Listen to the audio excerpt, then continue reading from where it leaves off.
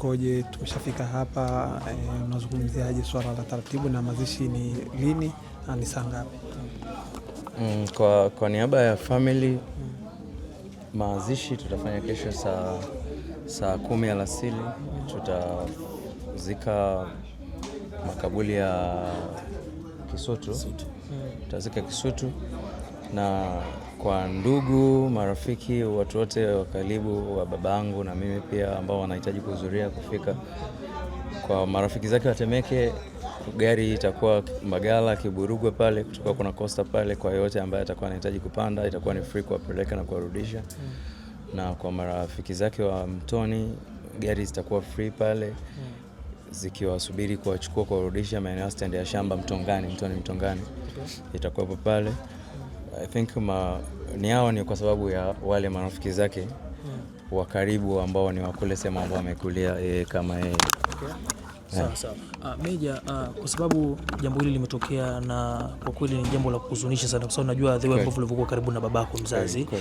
Lakini pia iko hofu kwa baadhi ya watu wakiamini kwamba kuna vitu vyako ambavyo umeviuza ili uweze kutoa pesa kwa ajili ya kumtibu baba yako mzazi. Pia katika hilo pia nilikuwa nataka kujua pia ni vitu gani ambavyo uliviuza wewe kwa ajili ya kuweza kufanikisha jambo hilo la matibabu kwa baba yako. No, kwa bahati nzuri, unajua wanakuambia kila tatizo linakuja na heli. Sio kila tatizo ni tatizo. Actually nilikuwa nimejitahidi kwa nafasi yangu kupambana kumsaidia babangu. Nilipambana, tulishirikiana mara kadhaa kwa sababu babangu ni mtu ambaye niko naye close sana. Ni mtu ambaye niko naye muda mwingi. Kwa tulipambana, ikafika step mimi nikawa nguvu yangu iko chini. Na mimi sio mtu wa kusema kupigia sana simu, huwezi kupiga simu wakati bado una mali. Inatakiwa uishiwe ili tuje tukusaidie. Kwa mimi nilijaribu kutafuta nilichokuwa nacho nikiuze ili niweze kumsaidia babangu aendelee kupumua tena.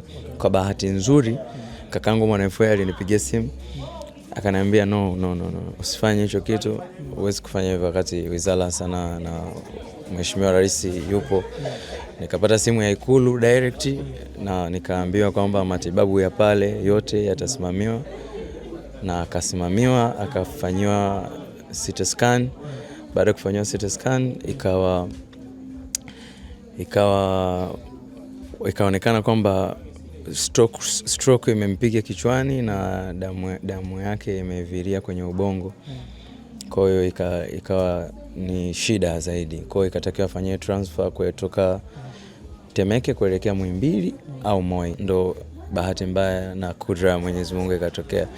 Leo asubuhi majira saa 5 nilipigiwa simu nikiwa niko hapa nyumbani najiandaa kutoka niende hospitali.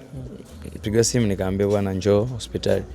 Sio kawaida kuambiwa hivyo, nikahisi kwamba kutakuwa kuna something. Kwa hiyo nikatembea haraka, nikamwambia meneja wangu tuwai, tukampitia tukawahi. Kufika pale nikakuta tayari ndugu tayari wameshakaa, but mimi hawakutaka kuniambia mapema. Kwa nilikuta tayari ndugu washakaa na taarifa wanayo, wakaniambia basi tukamshukuru Mwenyezi Mungu. Sawa. Meja, najua pia Dvoice ni mtu wako karibu sana, na inatajwa kwamba kuna undugu unaendelea kati yenu na alifika hapa msibani. Mimi najua wengi wameguswa sana kwa sababu ni mtu wa watu. Taratibu za namna ya kuweza kushiriki msiba huu kama ulivyotueleza kwamba kesho mazishi yatafanyika Kisutu makaburini, lakini pia kuna wale ambao wanaguswa. Najua kabisa wadau wa Singeli ni wengi. Utaratibu mmeweka vipi nyinyi kama familia sasa? Utaratibu kama wa kuchangia rambirambi na salamu za pole. Utaratibu kwa marafiki zangu, kuna groups ambayo zipo, meneja wangu anaona hicho kitu. Kwa watu ambao tunawafahamu wa karibu iko wanachangia na wengi wanaendelea. Kama kakangu Mwanaifue wa kwanza kachangia tena, imagine ametoka kunisaidia na bado kachangia tena. Rafiki yangu Mario amekuwa mtu wa kwanza kufika hapa, amenitia tena nguvu ya kutosha. Kwa tuko vizuri, tunaweza kufanya chochote. Lakini pia kwa wale marafiki ambao wako mbali, wanatamani, wanajisikia wameguswa, baba ni rafiki wa kila mtu. Media nyingi sana mmefanya naye interview babangu. Kwa ni rafiki wa watu wote. Siwezi kumdoubt, siwezi kumlimit. Kila mtu anajisikia ana raha au nafsi yake inatamani kufanya kitu chochote kwa niaba ya babangu, anaweza akaja msibani kesho, atakutana na taratibu hapa za uchangiaji, atazikuta kama ataguswa, atataka kuchangia chochote, anakaribishwa. Lakini pia kwa mtu ambaye atataka kutumia simu, kutuma na nini, meneja yangu anahost hivyo vitu kwenye magroups na nini, wanafanya hivyo vitu kwa. Anaweza kaingia tu pale kwenye bio yangu, kuna namba ya meneja yangu, kama unataka chochote unaweza kumpigia. Yeah. Okay, Meja, labda kwa mtu ambaye anatazama hapa angetaka kufahamu kwamba msiba umeuweka hapa unapoishi Mbezi, labda ulikuwa unaishi na baba hapa? No, babangu mimi anaishi Temeke. Okay. Na Temeke anapoishi ni kwa bibi yangu. Kwa bahati mbaya nimekuwa I'm happy kwa sababu unajua Mwenyezi Mungu ndiye anapanga. Sisi Waislamu tunasema Mungu ndiye anapanga. Tunajifunzaga kukubali. Mamangu mwaka jana alipofariki, kabla 40 ya mamangu akafariki bibi yangu ambaye ni mamake babangu. Kwa hiyo nikapata misiba miwili ndani ya mpigo. Kwa hiyo pia imechangia mzee kumpa stroke. Na sehemu ambayo alikuwa anaishi babangu kwa hichi kipindi ni kwa mama yake. Alirudi kwa mama yake, kwenye nyumba ya mama yake, kwa sababu yeye ndio wako wawili tu. Na wazazi wetu wana mali tofauti. Kwa hiyo mzee alichagua kwenda kukaa pale kwa mama yake kujishikiza. Kwa alikaa zake pale anafanya mambo yake. Kwa bahati mbaya kule yuko peke yake kwa sababu nyumba iko yenyewe. Kwa alikuwa yuko peke yake. Kwa mimi nilimsogeza karibu, nikawa niko naye nyumbani. Kwa na pia kule nyumbani ni mbali. Kwa ufikiaji wa marafiki na watu wake wote stressi, kwa sababu ni nyumbani Mbagala Kiburugwa. Za Kiemu naenda huko ndani.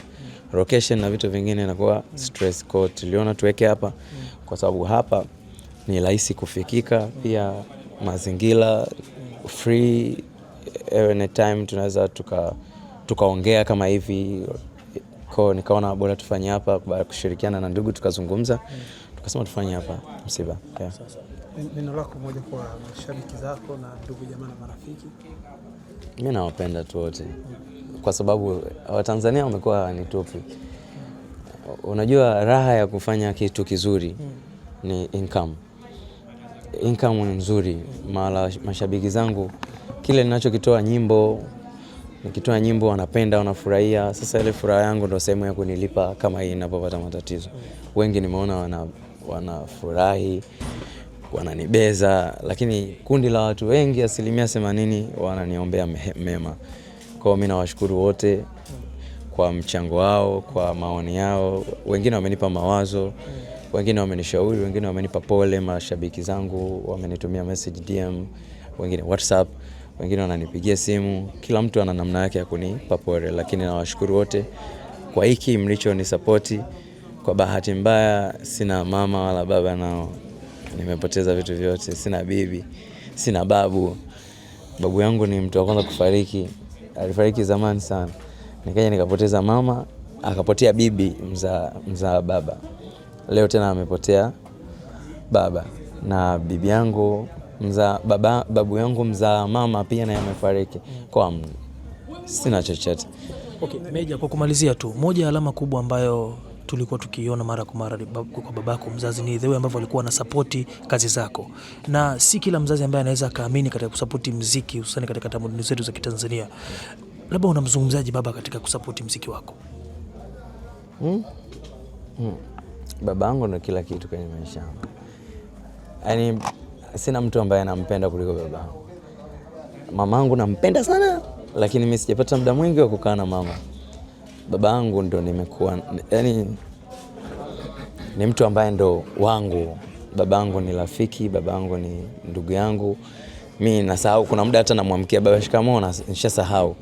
Ni mtu ambaye tunapiga story. Babangu tunaenda kokote. Babangu naenda naye kwenye shows, nasafiri naye. Sometimes nipo kwenye event naimba, naangalia chini hivi namuona baba anakuja ananitunza. Baba umekuja hapa. Kwa hiyo ni mtu ambaye sina cha kumuongelea kiukweli. Perfect. Ni dadi ambaye ni kila mtu anatamani kuwa na baba kama yule. Ni baba mzuri, ananipenda, ananisapoti, kila ninachokifanya hajawahi kusema no. So I'm sad kwa sababu sina mtu mwingine tena wa kunikimbiza zaidi ya yeye. Yeye ndio mtu ambaye alikuwa ananishika sana. I love you so much.